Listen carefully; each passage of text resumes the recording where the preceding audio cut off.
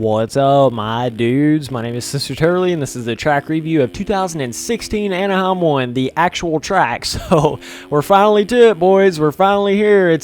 I don't know, man. It seemed like it's been a cold minute since we've had any sort of AMA action, but I'm definitely ready for it. So, this track right here is really cool. Let me, first of all, just go ahead and say shout out to the RF for doing all this, because that is really cool, and I'm very happy that it is different than a lot of other tracks. I know how people are already frustrated with the track or think it's not built right or whatever, but honestly, it's good because it's different than anything else. You know, I was really glad that it wasn't exactly like a 2015 track or exactly like a 2014 track. Like they've managed to make it different than any other AMA RF kind of tracks that they've ever made before. So and then once we do like 2 or 3 rounds, we'll kind of get used to it, and then it won't feel so different and so, like, you know, outlandish and crazy.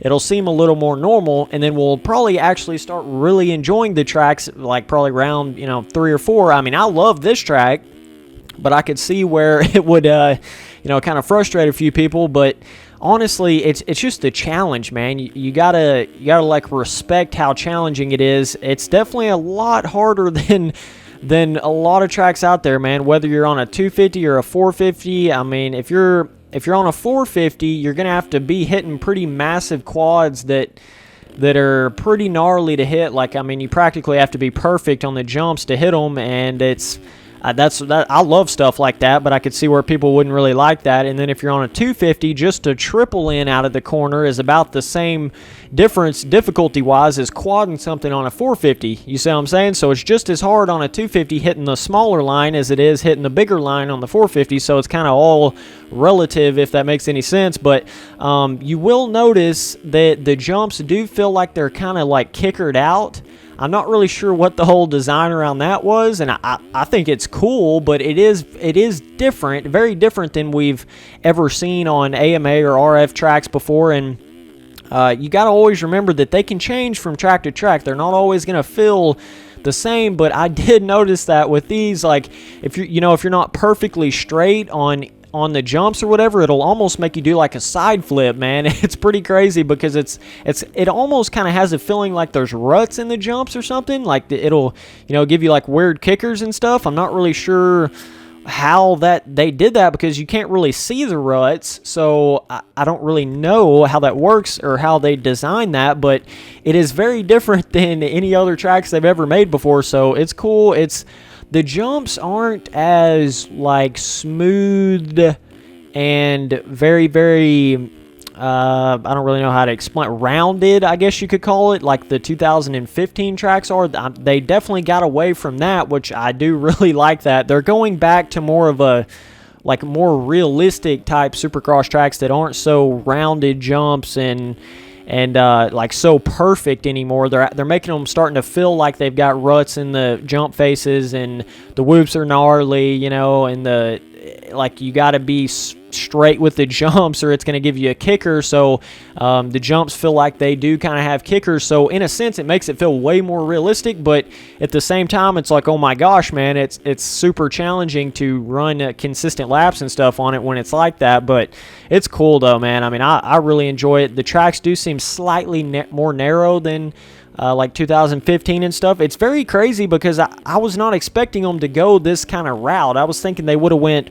continued that more smooth, more rounded kind of jump feeling and stuff, but they really went more to they're trying to get more realistic with it, which is actually pretty cool. But I'm just saying, I know it's easy to get frustrated when a whole new kind of style of RF tracks come out. People are like, oh my gosh, I can't ride on this. It feels like there's ruts in the jumps and kickers, and why are the whoops so big and all that crap. But you just got to, like, ride on it a little bit and just, take a deep breath, bro. You're going to live. It's going to be all right. And then you might actually enjoy the track. It's cool like that. You know what I'm saying? It takes some skill. That's the cool thing about it. So, but yeah, I mean, I could see where a lot of people, some of the landings and stuff, they're a bit like, I don't know how to explain it. It almost is like you're not even meant to land on some of these jumps. They kind of feel like they're built somewhat like that, which makes it way more challenging. But It's cool though. I mean, I think it's a very cool track design, and the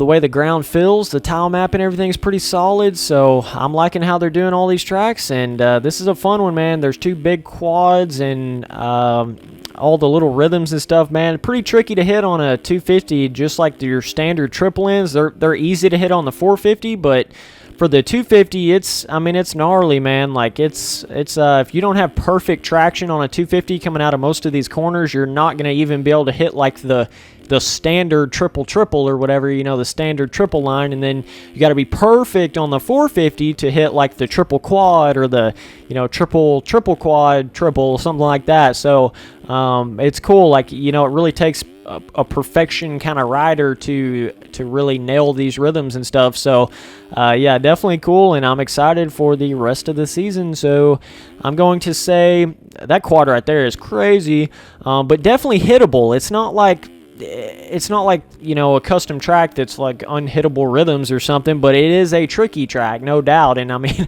I feel like it would be hard to run a full 20-lap main event without having a single mistake. I don't care who you are, like that would be pretty tough on this track. So that's cool, man. It's like everybody's not just running laser laps and the track's too easy. And I like this, man. I like how they're going with it. So all right, so I'm gonna